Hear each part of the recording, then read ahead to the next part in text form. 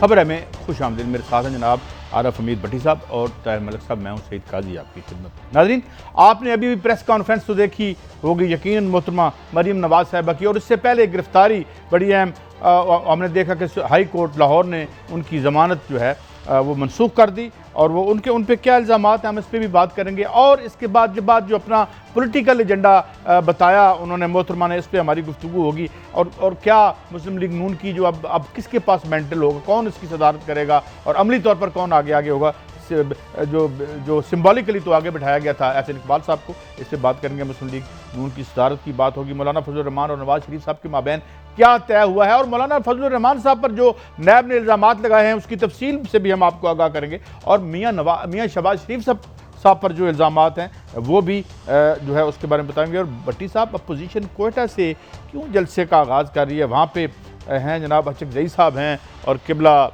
मौलाना फजल रहमान साहब, तो इसको क्यों मुंतखब किया गया? इसके बाद मैं आपसे खबरें पूछूंगा कि एक जो है वो ये पहले तो इस बारे में आप बताएं कि आप क्या समझते हैं कि कोई अब तहरीक शुरू होने वाली है? बिस्मिल्लाहिर्रहमानिर्रहीम। देखें, आज तो अहम खबर थी पहले कि शहबाज शरीफ साहब गिरफ्तार हो गए हाई कोर्ट में बेल रिजेक्ट होने से। उस पर मैं कुछ मुस्लिम लीग नून के दोस्तों को सुन रहा था, वो कह रहे थे कि ये पहले से कह देते हैं। नहीं, जर्नलिस्ट को कोई गैब का इल्म नहीं आता। अंटैरम बेल थी इनकी, अंटैरम गिरफ्तारी से कबल जो होती है जी। तो ऐसी बेल पंजाबी हिस्ट्री कहती है कि 100 में से 99.99 बेलें रिजेक्ट होती हैं अगर केस सॉलिड हो। इनके वकला को बार बार इजाज़त दी गई। आपने याद होगा इसी सिलसिले में 22 जून को रेट हुआ जो कामयाब ना हो सका मॉडल टाउन में 96H में। इसके बाद 3 पड़ी, फिर 17 पड़ी बेल, फिर 23 जुलाई पड़ी। अमूमन इतनी बेलें ये एक्सटेंड नहीं होती। जी खैर, इस पर जो इल्ज़ाम था ठीक है, लेकिन आज जो मैं मरियम की तकरीर की तरफ आता हूँ, आज मुझे वो भट्टी साहब, मैं उसमें थोड़ा सा मैं आपकी माफ़ी चाहता हूँ। मैं पहले ये बता दूँ कि ये मोटी चीज़ें थोड़ी सी, ये शहबाज शरीफ साहब ने 18 करोड़ की वसूली ज़ाहिर की अपनी ज़राई आमदन की। पटवारी कहता है 3.5 करोड़ की थी। एहलिया के पास 18 करोड़ रुपए कहाँ से आ गए उसके बारे में कुछ पता नहीं है। फिर एक कोई 40 लाख रुपए थे इनके सलमान शहबाज के पास, वो 4 अरब में तब्दील हो जाते हैं और वो यहाँ से भाग जाते हैं। ये मैं मोटे इल्ज़ामात हैं जिसके मैं समझता हूँ वो बैठ के बता सकते हैं कि जनाब ये हमारे पेपर हैं, अपने CFO को सामने ले आए। नहीं, देखिए, इसमें एक गुजारिश है कि उनके खिलाफ रेफरेंस दायर हो चुका। जो मेरी इतला है, नैब के पास जो मजीद एविडेंस आया है ना, ज़िमनी रेफरेंस भी जा रहा है और बड़ा स्ट्रॉन्ग है। इस केस के बारे में मुझे कुछ मुस्लिम लीग नून में के लोग भी कहते हैं कि शहबाज साहब के पास खिलाफ जो केस है ना, ये बहुत ज़्यादा स्ट्रॉन्ग है। इसमें रिलीफ मिलना बज़ाहिर नामुमकिन हद तक मुश्किल था। अदालतों का दायरा अख्तियार था, उन्होंने इतनी दफ़ा बेल एक्सटेंड की, फिर आज अदालतों पर हमला भी कर दिया। अदालतों ने ही इसको आज रिजेक्ट किया। अगर मरियम साहबा ने कोई इल्ज़ाम लगाना था, बजाय वो आसफ सलीम बाजवा का नाम लेके बार बार दोहराती, उनका केस खेल ले, तो अदालत में शिकवा करती। यही अदालत उन्हें रिलीफ देती रही है। ये कैसा तरीका कार है? आज वो एक मैच्योर सियासतदान की बदना जज्बाती बच्ची लगी बेटी हमारी। आज उनकी बातों में दलील कम, एविडेंस कम। आपकी दलील से मुझे ये बात सामने आई, मैं आपको सुनवाना चाहता हूँ। अब सवाल ये है कि बजाय इसके कि वो बताएं कि जनाब ये जो 8-10 सवाल जो कई महीनों से उनके पास पड़े हुए हैं, उनके ये जवाबात हैं, अपने CFO अपने टैक्स के पेपर सामने ले आए और दूध का दूध और पानी का पानी कर दे। जरा सुनाइए क्या वो कह रही हैं, फिर मैं मलिक साहब आपकी तरफ भी आता हूँ। पाकिस्तान में अगर कोई कानून है, कोई इंसाफ है या कोई सेम्बलेंस ऑफ कानून या इंसाफ है, तो फिर गिरफ्तारी शहबाज शरीफ की नहीं होनी चाहिए थी, फिर गिरफ्तारी जनरल आसिम सलीम बाजवा की होनी चाहिए थी। आसिम सलीम बाजवा साहब एक तनख्वाहदार मुलाजिम थे और तनख्वाह पे गुजारा करने वाले मुलाजिम थे। उनका लखपति नहीं, करोड़पति नहीं, उनका अरबपति हो जाना वो है काबिले इत्तेसाब इल्जाम। अगर आसिम सलीम बाजवा साहब का केस जो है वो अदालत खुद नहीं उठाती, सो मोटो इस पे नहीं लेती, तो फिर ये मेरे बड़े बैठे हुए हैं, हम इसको PDM में लेके जाएंगे, हम इसको रेबर कमेटी में लेके जाएंगे, APC में लेके जाएंगे और इस पे कोई ज्वाइंट फैसला करेंगे। अच्छा भट्टी साहब, मेरा आप दोनों से सवाल ये वो कि बिल्कुल सो मोटो ले ले, अदालत ले ले, ये जाना चाहते हैं ये चले जाएं। सवाल ये है कि ये जो 8-7 अरब रुपया है, इसके कोई जवाब है? मैं यही अर्ज करो ना, मेरा ख्याल था मरियम साहिबा पहले आके कहेंगी ये जो रेफरेंस बना है मोहतरम शहबाज शरीफ के खिलाफ हकायक के बरक्स है, जो जो इल्जाम लगाए गए उसके सारे ये सबूत है। जी बिल्कुल, इनमें हकायक कोई नहीं है, ये इंतकामी कार्रवाई है। कोई पापड़ फरोश के बजाय करोड़ों डॉलर नहीं गए। असल बात के जवाब देने के ये इनकी प्रेस कॉन्फ्रेंस यही थी कि आप मैथ का पेपर देने जा रहे हैं और बायोलॉजी का जवाब लिखा है, तो भाई फिर रिजल्ट तो जीरो आएगा। आप अपना बताएं। जोशे खताबत में वो भूल गई कि जिस केस पे उन्हें रिलीफ मिल रहा है उसके बारे में हकायक बता रहे हैं। भाई टीटी ये जाली हैं, ये इल्जाम गलत लगाया गया, ये पैसे इस लीगल तरीके से आए हैं, इससे ये सीएम को भी तनख्वाह मिलती है? नहीं देखें, नहीं सीएम को क्या मिलता है? ठेके शेके तो देने की उनके पास नहीं, तनख्वाह तो उसको भी मिलती है ना। तनख्वाह उसको भी मिलती है, वो सरकारात भी लेते हैं, अरबों रुपए के 5-5 घर भी लेते हैं। लेकिन आज मरियम साहिबा थोड़ा सा ना बहुत ज़्यादा जज्बाती हो गई, हकायक को पसे पर्दा डाल दिया। बेहतर था कि कोई मिचोर सियासतदान आके शहबाज शरीफ साहब की अहलिया को 18 करोड़ रुपए बजरिया टीटी मौसूल हुए, मगर हमारे पास कोई जवाब नहीं है। मलिक साहब, मैं भट्टी साहब से इख्तलाफ करूँगा। मैं समझता हूँ मरियम इमोशनल नहीं हुई, बड़ी कैलकुलेटेड आई हैं और बड़ा अक्लमंदी के साथ उन्होंने एक जो जिस तरह आप दोनों ने कहा बिल्कुल दुरुस्त कहा है कि वो एक कानूनी मुकदमा था, उसका सियासत से ताल्लुक़ नहीं। ये जो प्रेस कॉन्फ्रेंस की है उसने इंतहाई इंटेलिजेंटली एक कानून को एक मुकदमे को सियासत में कन्वर्ट कर दिया। उसने क्या हिट करने की कोशिश हमें धोखा दिया है। धोखा नहीं दिया। Did she deceive us? No, not she did not. मतलब है कि उन्होंने बड़ी कामयाबी से एक जुर्म को सियासत का रंग दे दिया। आप वकालत ना कर रहे हैं, मेरी बात सुनिए पहले, मेरी बात सुनिए, वकालत शुरू कर देते हैं। मरियम ने आप कर रहे हैं। नहीं वकालत आप कर रहे हैं ना, मुझे पता लगे आप उनके वकील हैं, मुझे मेरी बात करने देना, मुझे लेट मी फिनिश फर्स्ट। मेरा पॉइंट ये है कि मरियम ने क्या अचीव करने की कोशिश किया। मैं ये नहीं कह रहा कि वो सच है या झूठ है। उसने कोशिश किया कि बल्तिस्तान के जो आने वाले इलेक्शन है उसको मशकूक बनाया जाए। उसने इत्तेसाब पे हिट किया कि ये वन साइडेड नहीं है। नंबर 2 उसने बताया कि एपीसी जो है ना वो खड़ी रहेगी। नंबर 4 उसने ये बताया कि हमारा खामोश रहने वाला बयानिया जो खत्म हो गया नवाज की तरह, ये उसने चीज। असल तो मौजू ये था कि पैसे कित्थों आए ने, ये उसकी कामयाबी है ना, उसने सियासत कन्वर्ट कर दी। यही तो मैं कह रहा हूँ, जिस तरह वो अदालतों को धोखा देते हैं, आज आप साहबी को भी धोखा हुआ है। मैं कह रहा हूँ ये उसकी धोखा खा लिया। नहीं धोखा नहीं खाई। मैं मुझे अगर बात करने का मौका दे नहीं, इस तरह नहीं लोग बेवकूफ होते। हाँ, ये ना ये इस तरह आप चक्कर नहीं दे सकते। एक वक्त में पूरी कौम को बेवकूफ बनाना आपकी ख्वाहिश हो सकती है। मुझे बता दें, दुनिया में केस है मनी लॉन्ड्रिंग का, जाली टीटी का, उसका एक जवाब दिया उन्होंने, एक सिंगल कि जनाब ये केस झूठ है, हकायक से बरक्स है, हमारा एक पैसा लीगल है। ये वही और कोई पापड़ फरोश में करोड़ों डॉलर नहीं गए। ये मेरी यही बहन है जो कहती थी पाकिस्तान लंदन तो क्या पाकिस्तान में मेरी एक प्रॉपर्टी नहीं और 1 अरब की प्रॉपर्टी ये निकल आई। कादी साहब गुजारिश ये है कि अगर ये सियासत को कानून को गालियाँ देने का बहाना बनाना तो इनकी अपनी मर्जी, वो ये 100 दें 101 दें। कभी वो आसिम सलीम बाजवा के पास चले जाती हैं, भाई आप चले जाएं अदालत में उसके खिलाफ, वो के हुकूमत। अच्छा नहीं, फिर इनकी अगर ये दलील मान ली जाए तो उन्होंने एक और बड़ा अच्छा काम किया कि किस तरह से ट्विस्ट कर दिया कि वो जो तरला करने गए थे किबला जुबैर साहब, मोहम्मद जुबैर साहब, वो तो उनके जाती तल्लुकात थे, रोज गए हुए। मैं बताऊं, उधर मेरे जैसा कोई जाहिल आदमी साफी बैठा होता ना, एक तो उन्होंने सकूते ढाका इस पे इल्जाम लगाया, सकूते कश्मीर, सॉरी सकूते कश्मीर, माफी चाहता हूं। उन्होंने कहा लीडर ऑफ अपोजिशन को दोबारा गिरफ्तार कर लिया। नहीं मेरी बहन, उन्हें को 25 मौके दिए गए, वो अपनी हाई कोर्ट में नहीं पेश कर सके। उनके वकला ने रोजाना दलाइल देते रहे, डेली दलाइल देते रहे। उन्होंने कहा अदालतों पे दबाव डाला जाता है। जब यही अदालतें आपको रिलीफ देती हैं तो कौन सा दबाव होता है? क्या अदालतों को जब जजू साहब अरशद मलिक साहब से मिलते हैं, जब रातों रात अरशद मलिक की क्या पोस्टिंग होती है, वो जो जस्टिस कयूम को टेलीफोन करके बेनजीर को सजा दिलाना दबाव है कि इनके वकला को बार बार मौका दे के केस सुन के मेरिट पे फैसला करना दबाव है? मुझे कैसा ये बताएं थोड़ा सा ना हमें। आप जहाँ ये, हाँ उन्होंने एक बात सीख गई कि क्रॉस दी बोर्ड एहतसाब नहीं हो रहा, वो मैं भी नहीं होता, वो अब इसको होना चाहिए। तो इसको कोई बुरा लगे, किसी को अच्छा लगे, खुसरो मुख्तियार साहब का होना चाहिए, वो सब होता तो खुसरो मुख्तियार रेस्ट होता, परवेज खटक रेस्ट होते, बीआरटी रेस्ट होते, जो इनकी सच है। लेकिन मैं बताऊं, इन्होंने आज अपने चाचे पर भी उन्होंने एक बड़ा सख्त लफ्ज कहा, मुझे समझ नहीं आती इनको अपने चाचा कि मेरा और मेरे वाला साहब का जो बयानिया हर एक वस में नहीं है वो वजन उठा सके। क्या बयानिया है? क्या बताऊं मैं आज मैं भी जवाब दे दूं। वो बयानिया है मोहम्मद जुबैर साहब का तरला वो बयानिया है। वो इकबाल जुर्म था, वो मुस्लिम लीग नून के और पीपल्स पार्टी के कायदीन के लिए आंखें खोलने के लिए था। वो कहती हैं मैं बाकी बातें बता दूं, 4 घंटे मुलाकात की, पहले खुद अकेले डीजी आर्मी चीफ से, फिर DGIS को बुलाया गया उसने, क्योंकि कहा कि हमें DGIS ने ये शोटियाँ दी हैं। वो भाई आप तो इकबाल जुर्म कर रही है कि हम NRO के लिए जाते रहे और हर मुलाकात का आपको खबर थी, आप फिर कहती हैं कि मैं बाकी बता दूं। बताएं, आप धमकियां देना छोड़ दें यार, फैक्ट्स पे आए, हकीकत पे आए। अगर आप अच्छा, आज उन्होंने ये भी कहा कि DGISPR ने जो वजाहत की, आके बताया उन्होंने, ज़ाहिर है आर्मी चीफ के स्पोक्स पर्सन है, कि जनाब ये आए थे और इन्होंने 2 चीज़ें हमारे साथ डिस्कस की। सुना दें जरा, फिर हम बात आगे बढ़ाते हैं।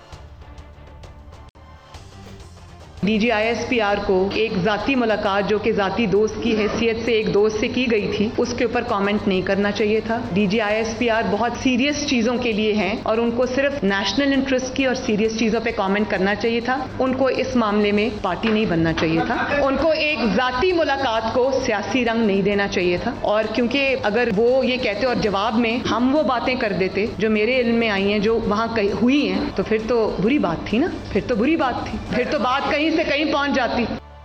अच्छा, इनका ये क्या सवाल, एक इनका ये कह देना कि अगर इनका ये कहना कि जनाब ये अगर मैं भी बता देती कि वहां क्या बातें हुई थी, तो बात तो फिर तय हुई थी ना, किसी की मर्जी से गए थे। थोड़ा सा सुने, उन्होंने कहा जो मेरे इल्म में है और वो बातें मैं बता दूं, इसका मतलब है वो आपका झंडा लेके गए। नवाज शरीफ और मरियम की माफी का मतलब सब नहायत अंडरस्टूड है यार, इसमें तो मेरी बहन ने जो कहा कि जो मेरे इल्म में बता दूं, मतलब है डायरेक्ट फौज को चैलेंज कर दिया उन्होंने कि मैं तुम्हारे पल्ले भी कुछ नहीं छड़ा।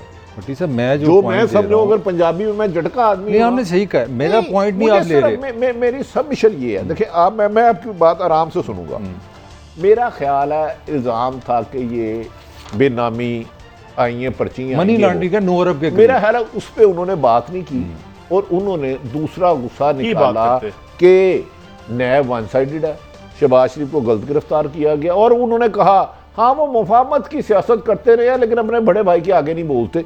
उन्होंने नून लीग में जो डिवीजन है उसको आज वादिया कर दिया, खुद प्रेस कॉन्फ्रेंस में, मैंने नहीं किया, उन्होंने कहा ये बोझ और कोई नहीं उठा। एक मिनट, ये आपकी इंटरप्रिटेशन है। देखिए आपका अपना हक है, मेरी इंटरप्रिटेशन डिफरेंट है। मेरे ख्याल में मरियम ने बड़ा इंटेलिजेंटली मूव किया, उसने साबित किया है कि हमारा घर बहुत एक ओल्ड फैशन है, बड़ा भाई है, छोटा भाई है, हुक्म नवाज शरीफ का चलता है, वो 1 इंच नहीं मूव करते। देखो उसने अपने तीर चलाए हैं, आपकी अपनी इंटरप्रिटेशन। एक ब्रेक लेते हैं। उन्होंने ये भी हमें बताया कि छोटे भाई में वो बोझ उठाने की हिम्मत नहीं है जो हम उठाते हैं। उन्होंने क्लियर कट डिवीजन की बात की है। एक ब्रेक के बाद आते हैं और कौन सी मुलाकातें हो रही हैं, मौलाना फजलुर रहमान साहब पर क्या इल्जामात नैब ने लगाए हैं, हमने नहीं लगाए, उनकी क्या तफसील है, और क्या वो 10,000 आदमी लेके जाएंगे नैब जब उनकी पेशी होगी, और भी कुछ खबरें एक ब्रेक के बाद।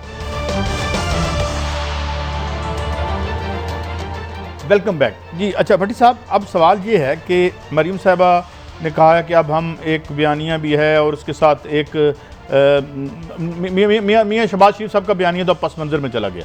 मेरा आपसे सवाल ये है कि मरियम साहबा का पहले 60 में बाद में आपको सुनवाता हूँ, मुझे ये बताएं कि मुस्लिम लीग नून के अंदर क्या कोई हलचल है?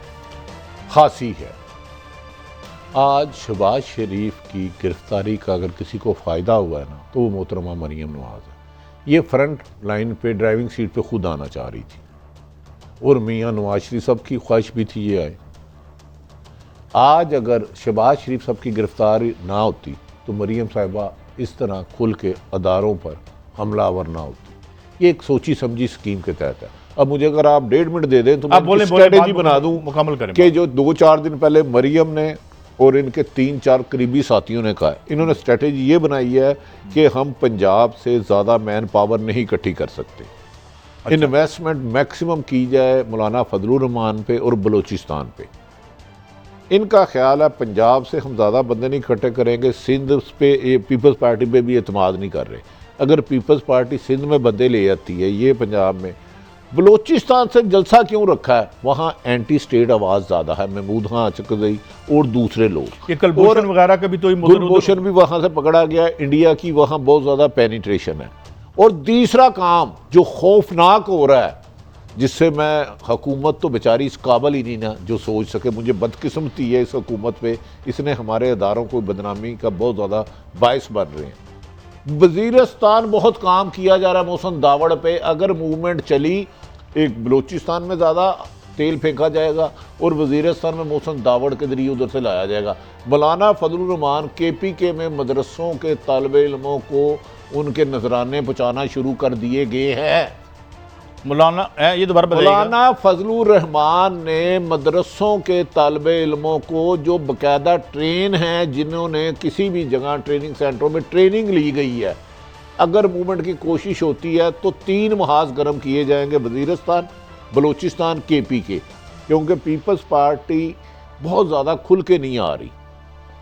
इन्हें खदशा है कि मुस्लिम लीग नून में मरियम को आगे लाके पार्टी में 2 बयानियां वाज़ेह तकसीम हो गई। मैं अगर आपकी बात को सही समझूं तो मैं दोहरा दूं फिर आप बात की। आप ये कह रहे हैं कि इनको अंदाजा हो गया है कि पंजाब में हमारा कोई डिफेंस नहीं है जहां हम हुकूमत करते रहे, बहुत ज़्यादा तो हमारे असास से और हमारे सियासत का बचाव अगर हो सकता है तो वो PTM और मौलाना फजलुर रहमान के मदरसों के मदरसे और बलूचिस्तान में जो कुछ एंटी पाकिस्तान एलिमेंट है, अच्छा इसमें उनको हवा दी बटी साहब 2 कमेंट है मेरे जिस पे आप जरूर बोलिएगा। एक तो कमेंट है कि जो मरियम ने आज हिंट दी है कि ऐसा ना हो कि ऐसे हालात हो जाएं कि चीज़ें हमारे हाथ से निकल जाएं, बिल्कुल वो जान तो के आप मैं आपसे ये पूछ रहा हूँ। दूसरा मेरा सवाल है ये पैसा कहाँ से आ रहा है, ये आप बताएं। Do you think Nawaz Sharif के सब इन्वेस्टरों की कमी है? नवाज शरीफ साहब आज पाकिस्तान में एक फ़ोन करें, हो सकता फ़ोन आ भी गया हो कि ये 5 अरब रुपया बांटो इसको। अगर सुबह नहीं उन्होंने उनका कर्जा देना है या उन पर इन्होंने एहसान किए हुए हैं? नहीं, देखिए नवाज शरीफ ने अपनी जो उनकी बेल रिजेक्ट हुई APC में कश्तियाँ जला के ऐलान बगावत कर दिया।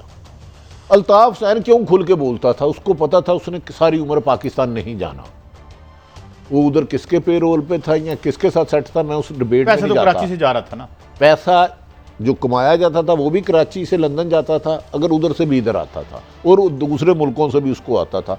अब नवाज शरीफ हो सकता है आने वाले 2-3 दिन में कोई खौफनाक प्रेस कॉन्फ्रेंस बाहर करे जिसमें पाकिस्तान के अदारों को टारगेट करे। मेरी बार बार इल्तिजा है अदारों से कि इस हुकूमत को अपना वजन उठाने दें। अच्छा, अब इमरान खान, मुझे शहबाज अकबर जैसे नाअहल लोगों को सफाइयों के लिए ना भेजे, उनकी प्रेस कॉन्फ्रेंस में मैं 101 सवाल उठा देता हूं। बड़ी साहब मुझे ये बताएं कि ये जिन लोगों को हुक्म आता है कि जी ये पैसे दे दें या इलेक्शनों में पैसे दे दें, इनके कोई बड़े जायज़ किस्म के कारोबार होते हैं? भाई अगर कोई मिसाल है 50 करोड़, मैं एक बंदे को जानता हूँ जिसने नवाज शरीफ साहब वज़ीर-ए-आज़म बने, उसे खाने पे बुलाया गया। अब गैर मुतल्लका सवाल है, तो मुझे उस बंदे ने कहा कराची का सेठ है कि यार आज मियाँ साहब ने बुलाया, मैं क्या 8-10 करोड़ का थानू खाना पै जाना। कहता नहीं यार आप तो बिला वजह ही बात करते हैं। खैर कुछ दिनों बाद मुझे पता उनसे बात हुई, कहते यार वो ठीक कहते, उन्होंने कहा यार लंदन को पैसे देने हैं तो वो 9 करोड़ रुपया उधर दे दें। आपका मतलब है बिजनेसमैन किसी पे अगर 50 लाख लगा रहा है या 1 करोड़ रुपया लगा रहा है, वो 10 कमाएगा तो 1 लगा रहा है ना। तो ये काम शुरू हो चुका है और मुझे खदशा है कि जो ये आग लगा रहे हैं, तेल फेंक रहे हैं, इसकी लपेट में बहुत कुछ तो आप ये कह रहे हैं कि पाकिस्तानी रियासत या इस पर जो है वो काले धन के जरिए हमला होगा नहीं, शुरू हो गया यार। खुदा के लिए कादी साहब आप मुझसे सीनियर हैं, आप देखा नहीं उन्होंने अपने शहबाज साहब के केस पे बात नहीं की, उन्होंने वो वीक पॉइंट उठाए, उज्जान के सरीना ईसा का केस उठाया, दूसरे वो एक जनरल साहब का उठाया और अदारों को कहा, और उन्होंने कहा कि जो जुबैर साहब की मुलाकात हुई है मैंने कुछ कह दिया तो आप इसका मतलब है तहरीके काले धन से चलेंगी जिससे मुल्क का अमन तबाह हो। अच्छा भट्टी साहब, अब आते हैं मौलाना फजलुर रहमान साहब की तरफ। मैं नहीं कह रहा, ये नैब कह रही है, उनका कहना है कि नैब की मालूमात के मुताबिक फजलुर रहमान साहब के बंगले हैं, सैकड़ों कनाल ज़रई अराज़ी है, दुकानों के मालिक हैं। मौलाना के साथ चक शहजाद इस्लामाबाद में 3 अरब मालियत की ज़मीन उन्होंने हाल ही में फ़रोख्त की है बकौल नैब के। इसके अलावा मौलाना का F8 इस्लामाबाद में भी बंगला है, पेशावर, कराची और कोयटा में मार्केटें भी शामिल हैं, जबकि डेरा इस्माइल खान में सैकड़ों कनाल अराजी है। तो ये यकीनन उनकी ज़ाती या जद्दी जायदाद होगी। देखिए कादी साहब, मौलाना के बारे में जितना पैसा उन्होंने बनाया ना इस धरने में, जो लास्ट टाइम वो इस्लामाबाद लाए थे, उसमें भी उनके अपने मकासद पूरे हो गए थे। गो के सियासी फ़ायदा पीपल्स पार्टी और नून उठा गई, उसमें दो राय कोई नहीं है, लेकिन उनका उधर आना खाली नहीं गया, उनके हाथ वजनी हो गए थे। अब भी ये सारा बेस उन्हीं पे कर रहे हैं। आप देख लीजिएगा जब भी मूवमेंट चली, ये महमूद खान चकदी एंड कंपनी, उधर वज़ीरिस्तान, इधर मौलाना फजलुर रहमान, ये बुनियादी रोल अदा करेंगे।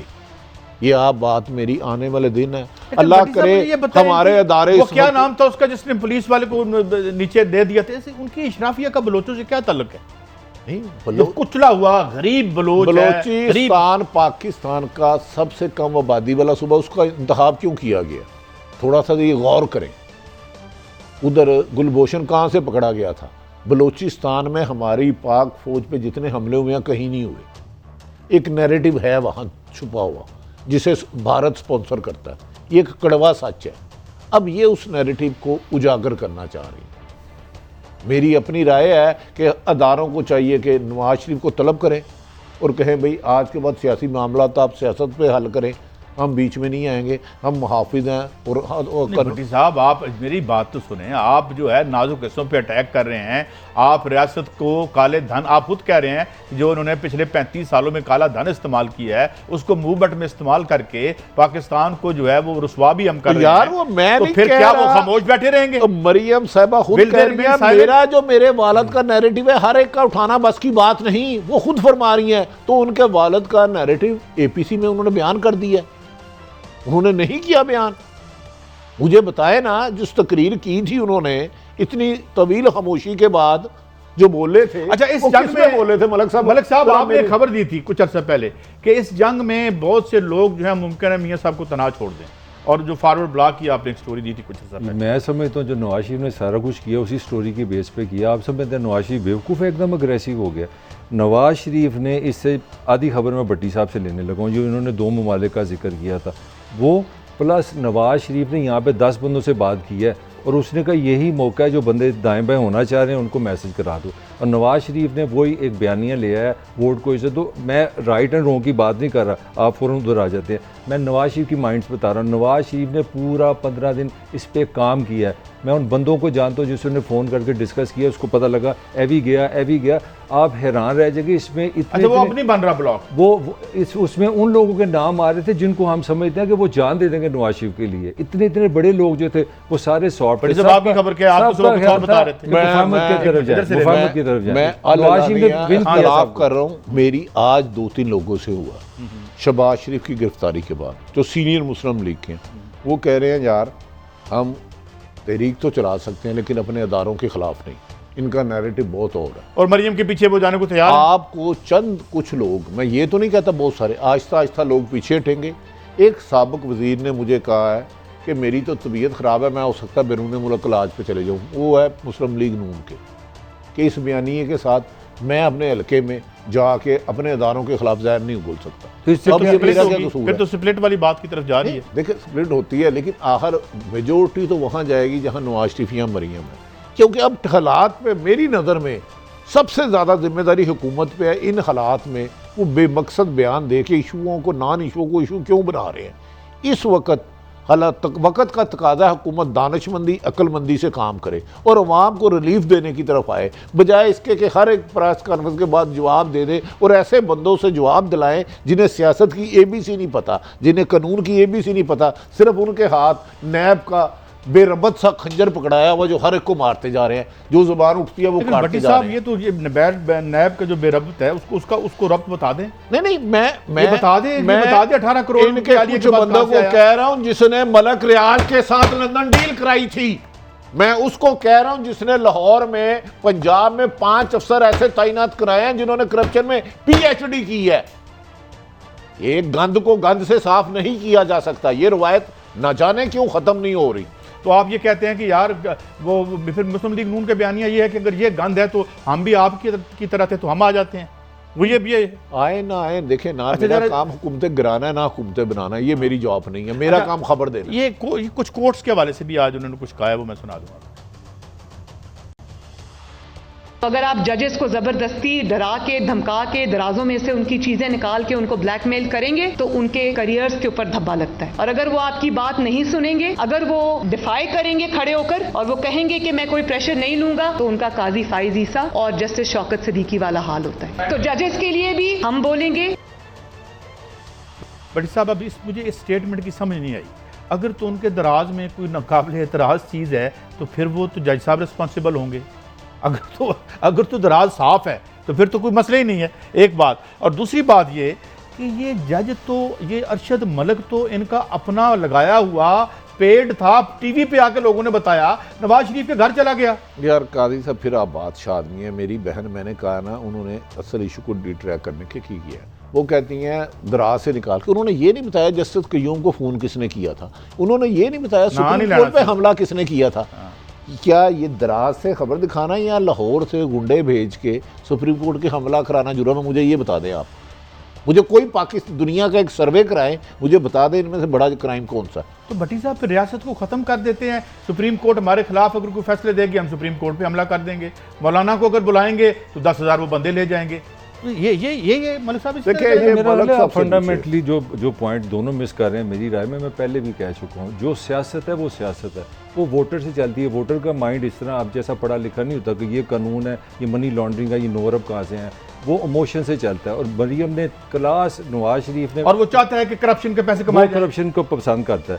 अब सुन लें, आप खुश हो गए हैं। नवाज शरीफ ने पहले तो अपना फारवर्ड ब्लॉक का हिलजुल करा दी, उन्होंने कहा चलो फारूक हो जाओ, मैं लड़ाई करने जा रहा हूँ क्योंकि मुझे सूट करता है। मैं इसको इनकलाबी नहीं कह रहा, मैं ये कहना चाह रहा हूँ कि नवाज शरीफ ने 15 दिन के अंदर अंदर वो कशीदगी और तसादम का जो बयानिया था साथ मौलाना को जोड़ के बना दिया। पर है, जब स्क्रीन से नीचे आएगा तो आने वाला टाइम बताएगा, आने वाला वक्त आएगा। इस वक्त नवाज शरीफ, लेकिन भट्टी साहब इसका मतलब बयानिया ये है कि ये हमारी जो रियासत से जो लड़ रहे हैं ये कह रहे हैं जी करप्शन करना हमारा हक है और अवाम इसको पसंद करते हैं, जिस मालिक साहब कह रहे हैं। आप एग्री करते हैं? अवाम का मसला करप्शन नहीं है। एक मिनट, आपने बात करप्शन को ना साबका हुक्मरान बुरा समझते थे ना मौजूदा, नहायत अदब से मैं तो और अवाम पसंद भी करते हैं। अवाम बदकिस्मती है कि उसके नसीबों में ऐसे एक ब्रेक है बड़ी साहब, ब्रेक के बाद आपके पास एक अहम स्टोरी हम बात करेंगे और इसके अलावा कुछ और चीज़ें भी हैं।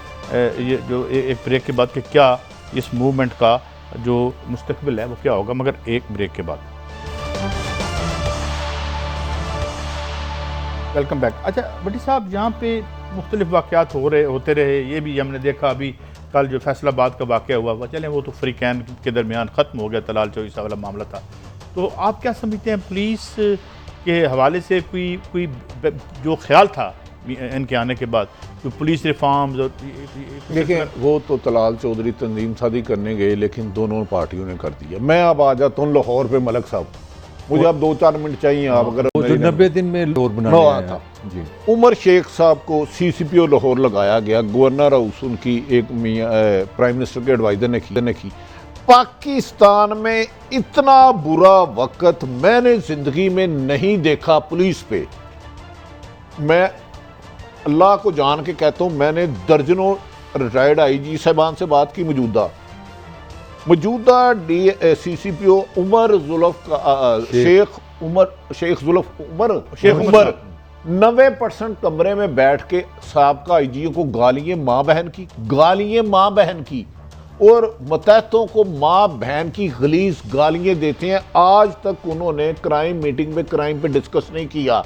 एक अफसर ने, 3 अफसरों ने जाके IG को कहा कि हम उमर शेख के साथ काम नहीं कर सकते, हम अपनी इज्जत के लिए आए हैं, अपनी माँ बहन को गालियाँ निकलवाने नहीं आए, नहीं आए। भट्टी साहब, ये जो खबर देना, अब सरबराह पुलिस लाहौर की खबर देना, गालियाँ देता है माँ बहन की, एक नहीं 2 नहीं 10 दफा एक मीटिंग की इन्होंने कहा मैं थानू लम्मिया पाना है, लम्मिया। ये किनको कहा है? अपने DIG और अपने SP, कोई बंदा जाके इसको वेरीफाई कर ले, मैं चैलेंज दे रहा हूं कर अपने। उन्होंने कहा गल सुनो, तुसी कहंदे हो कि उमर शेख मां ने इको ही जम्मिया है, नाल ही पंजाबी गाना लगा देते हैं अपने मोबाइल पे। अगर वो इनकार करेंगे तो मैं रिकॉर्डिंग पेश कर दूंगा, हल्की सी रिकॉर्डिंग है लेकिन नहीं करूंगा फिलहाल। ये अपने दफ्तर में सारा कुछ करते हैं। अपने मौजूदा IG ने कल एक सुबह 10 बजे मीटिंग बुलाई, SP साहबान को अंदर नहीं बुलाया, वो कभी कमेटी रूम में बैठे रहे, कभी वो बैठे रहे SP एडमिन के पास, कभी SP डिसिप्लिन के पास। अंदर से बार बार गालियां आती थी या गानों की आवाज, मोबाइल पे गालियों की आवाज। एक थानेदार को बुलाया, उसको कहा खोते दा पुत्र। भट्टी साहब मजाक तो नहीं कर रहे, आप सीरियस हैं? नहीं, मजाक नहीं कर रहा, मुझे यकीन नहीं आ रहा अपने कानों पे। और उन्होंने कहा कि जो सीनियर DSP, उठो मौलवी उठ, तेरी मां नूं तेरी भैन नूं। ऐसी गुफ्तगू लैंग्वेज मैंने एक साबक IG रिटायर्ड हुए हैं DGFI तारक मसूद खोसा, नहायत ऑनेस्ट क्रेडिबल, इन्होंने इनको मैसेज किया कि यार आप IG की शान में गुस्ताखी ना करें, गालियां देते हैं, इस तरह पुलिस का मोराल डाउन होता है और अडेक्रम नहीं है। इन्होंने भरी महफिल में IG तारक मसूद खोसा का कड़ा तो उसको बुरा भला कह के कहते दस मैनू कहता जाके IG को माफी मांग ला। ओ मैं उमर शेख और मां इको ही जमदी है उमर शेख, रोज रोज उमर शेख क्या पैदा पंजाबी फिल्म का सीन मगर है बड़ी मीटिंगों में। नहीं बड़ी साहब एक फिक्र जितनी माफियां उमर शेख ने मांगी है पाकिस्तान की तारीख में अच्छा किसी ने सुन मांगी, लेना, आप कोई और फिर चीज बता रहे हैं। कुछ अफसर अपने DIG और SSP के पास पेश हुए, उन्होंने कहा जी एक डिसिप्लिन होता है कि अफसर के पास पेश होना तो पिस्टल नहीं, उन्होंने कहा जी हमने पिस्टल लगा के जाना है। अफसर ने थानेदार ने SHO ने पिस्टल लेके उन्होंने जाना है। कहा क्यों भाई खबरदार, ये बड़ी सब खुदा का खौफ। CCP के पास मां बहन की गालियां सुनने नहीं जाऊंगा, मेरी इज्जत है। ये डिसिप्लिन फोर्स ये की बात हो रही डिसिप्लिन है। फोर्स है। IGO को उन्होंने कहा मैं मां बहन की, थानेदार ने कहा गालियां नहीं खाने जानी, मुझे सजा देनी है, मुझे दें। 5 सिपाही खड़े कर देते हैं, 2 के हवाला। कल अपना PA गिरफ्तार करा दिया, उस पर भी तलखी हो गई। फिर खालकदाद लक को इतनी की गालियां देते हैं कि मैं अल्फाज नहीं कह सकता। शुएब दस्तगीर को, कौन है लक साहब, कौन है? ये पाकिस्तान के अगर 3 ईमानदार बंदे और ऑनेस्ट और कॉम्पिटेंट निकले तो ये होगा। और खालकदाद लक, शुएब दस्तगीर, तारक मसूद खोसा और 4-5 बंदों को, और मौजूदा DIGओं को कहते हैं कि ताड़ी ऐसी दी तैसी, मैं तानू लम्मिया पाना है, लम्मिया मैं छड़ना नहीं। और उसके वजह बाद क्या है? कुछ जुर्म कर रहे हैं वो नहीं, वो कहते हैं। फिर एक स्टेज पे कहा, उन्होंने कहा गल सुनो, जे वजीरे आला उस्मान बुजदार लग सकता है ते उमर शेख CCP लाहौर नहीं लग सकता। ये तो और मैं नहीं जे मननी ताड़ी, ये ठीक है, और ये मैं argument लम्मिया ठीक है। पाना है। भट्टी साहब मतलब है देखे ना, कोई वो IG साहब ने कल बुलाया, 1.5 घंटा इन्होंने कहा PA को चल हट जा, फिर इन्होंने एक सिगरेट मंगाया। वो बेचारा सिपाही गया तो उसने एक सिगरेट दे दिया, उसको गालियां देके कहते ओए उमर शेख CCP लाहौर एक सिगरेट पिएगा, डब्बी लिया। ये सारी चीजों का इनकार करें। उमर शेख साहब कल प्रोग्राम में मतलब ये बुलाता है हूं। कि उनको जितने उनके ऑफिसर्स हैं उनसे क्या नाराजगी है साहब? वो कह रहे हैं कि ओए एक बंदे क्या तू आज तक उमर शेख नू सलाम करन नहीं ना आया, लग गया ना CCPO जे बुजदार लग सकता, मैं नहीं लग सकता, मैनू किसी ने नहीं वो तो कहते लाना। सर मैं थे क्राइम खत्म कर दिया। मैंने कादी साहब लाहौर में 86 से ज्यादा SHO हैं, उन्हें इन्वेस्टिगेशन इंचार्ज हैं, 30 लोगों से किया, 3 रिटायर्ड मोटर ने। एक बंदे ने भी ये नहीं, उन्होंने कहा जी जो लैंग्वेज हमारे साथ आज हो रही है ना, 5-10 अफसरों ने, एक आला अफसर ने, मैं नाम नहीं लेता CCPO का, कहा कि फलां जगह पे कब्जा करा दो, कैंट में है एरिया, उसने कहा सर माफी। अच्छा भट्टी साहब क्लोजिंग और है इसमें और खौफनाक आपके चीजें हैं। ब्याफ पे अभी खौफनाक। 90 दिन के बाद क्या बनेगा लाहौर का, ये ये भी तो बल्कि बताएं। उमर शेख साहब को एक मैसेज भी चला गया है हमारे प्रोड्यूसर साहब की तरफ से, वो कल आना चाहें हमारे प्लेटफॉर्म पे। और फिर एक चीज, एक निहायत अच्छी शोहरत जिन पे मैं तनकीद करता रहा हूं, BA नासर और जुल्फकार हमीद को सरेंडर करा दिया गया बगैर किसी वजह से, पंजाब से हिस्ट्री में नहीं क्लोजिंग हुआ। है, कल हम फिर हाजिर होंगे और हमारा ये जो हमने कहा है कि शेख साहब आप तशरीफ ला सकते हैं और अपनी बात रख सकते हैं हमारे प्रोग्राम में। अल्लाह हाफिज़।